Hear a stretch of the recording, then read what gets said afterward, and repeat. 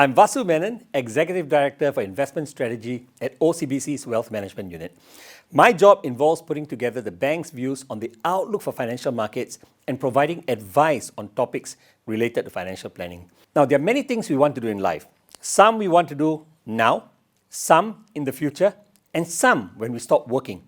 Whatever we want to do, money is needed most of the time. Many of us think that with limited money, we can only think about the present and not the future. But we should be thinking about the future even before we stop working. Can we do it all? In other words, live for the present and plan for the future. I'm here to show you that yes, we can if you adopt a systematic approach to financial planning. You need to know where you stand before you even start planning. To do this, follow the money. What are you spending on? What are the loans you are servicing? Do you have insurance for contingencies? How much do you save each month? The more you know where your money is coming from and where it is going to, the easier it is to adjust your spending behavior to increase your savings. Why do you need to even save? Because savings are the fundamental for all your future financial plans. You need money to make money. Savings also offer some degree of safety for a rainy day when your cash flow is tight. Now, the COVID-19 crisis has underscored the importance of having emergency savings during periods of financial stress. As a rule of thumb, set aside at least 6 months of your monthly expenditure for emergencies. Now, just imagine if you lose your job today. It typically takes Singaporeans about 3 months to find another job after being retrenched. During a recession, it can be longer. Having 6 months of emergency savings means that you don't have to worry about the next 6 months and you can focus on your job hunt. Your emergency savings should only be used during real emergencies, like in the event of a job loss. A health crisis could shock us financially and affect our ability to earn money. Savings alone may not be enough to tide us through a health crisis.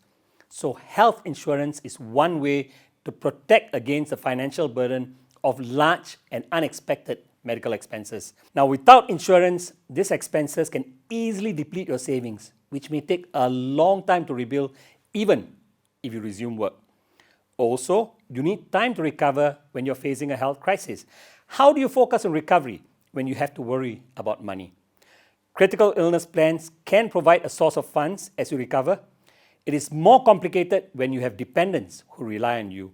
When something unfortunate happens to the main breadwinner, can the family withstand the permanent income shock? Emergency savings may sustain the family for a few months, but beyond that, what else can they rely on? The family may be left with long-term liabilities to be repaid. On top of that, there are also daily expenses. And if you're not prepared for all this, it can cause a lot of anxiety. This is why life insurance is important, to protect you and your loved ones financially if something bad happens. Now, there's sure to be road bumps on your journey to retirement, so having proper financial safeguards is crucial. With emergency savings and insurance plans in place, you can now focus on planning for your own retirement.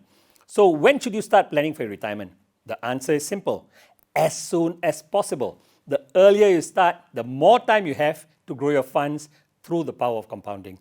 Also, we can afford to make mistakes along the way because with a longer time horizon, you have a wider buffer to recover your losses. Now, for those of you who've just joined the workforce, please do not neglect your longer term goals even as you focus on your shorter term needs. Be disciplined and have a systematic approach to financial planning. So don't wait any longer. Start setting aside some funds for your longer term goals now. The bottom line is this: the sooner you start planning for your retirement, the more you'll have in your golden years. So how much do you need to retire comfortably? To determine this, you need to know the following. When would you like to retire? How many years do you expect to live in retirement? What type of lifestyle would you like to live in retirement? Now, this comes down to how much you need each month to live comfortably. It is crucial to determine the lifestyle you'd like to lead during retirement when calculating how much you need. The term lifestyle is more than just meals, transportation, and vacations.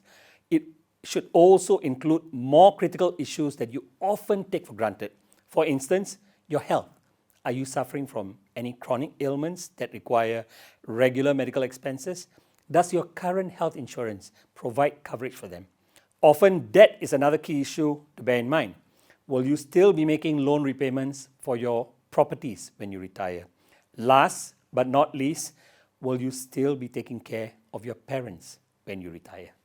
Cover all the angles, assign a figure to each lifestyle element, and when you add them up, it gives you an idea of how much you need. But it doesn't stop there.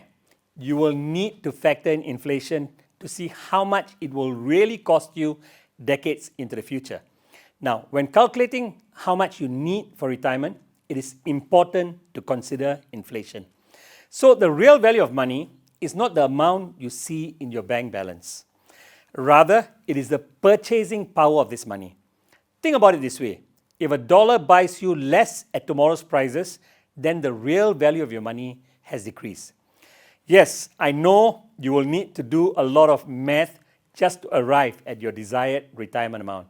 But don't worry, there are retirement calculators available to help you. With the target in mind, the real work starts. You now need to grow your funds.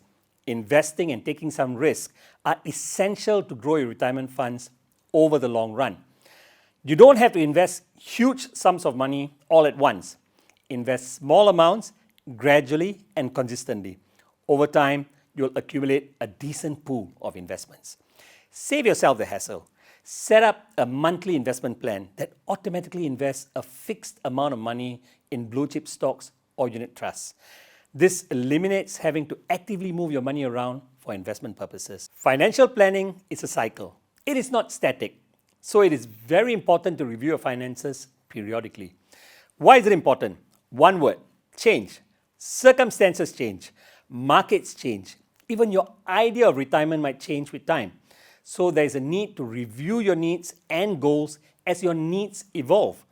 6 months worth of expenses is very different between a single person, a married couple, and a couple with children. Protection needs also change as more people become dependent on you. Hence, a periodic review of your financial plans is crucial to assess if you're on track to achieving your goals. I hope that what I've shared with you today is helpful. Remember, you can do it all and achieve your financial goals with discipline and systematic financial planning.